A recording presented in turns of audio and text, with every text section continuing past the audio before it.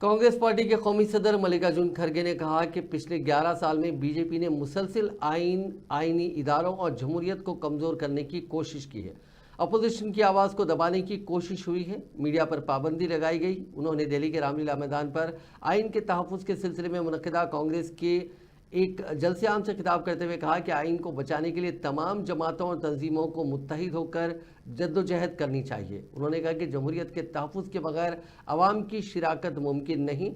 उन्होंने तारीखी हवालों के साथ बताया कि बरतानवी दौर में सिर्फ अमीर ज़मींदारों को उठा हासिल था, लेकिन पंडित जवाहरलाल नेहरू और डॉक्टर अम्बेडकर ने मिलकर बालिग राय दही की बुनियाद रखी।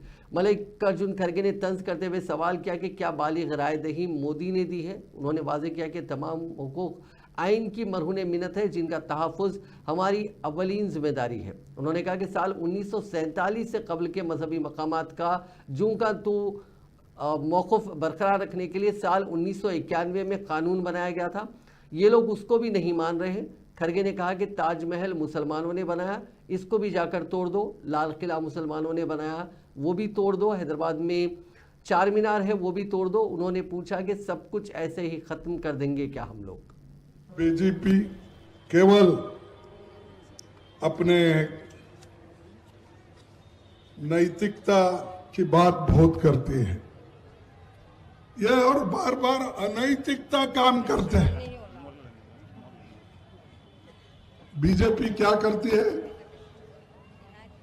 बीजेपी आपके वोट चुराती है।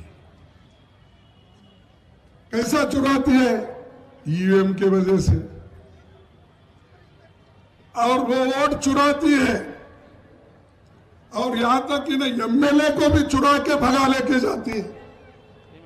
जैसा महाराष्ट्र में, कर्नाटक में, उत्तराखंड में, मणिपुर में जो हुकूमत हो गए, वो सब चुरा के एमएलए को चुरा के ही लेके गए।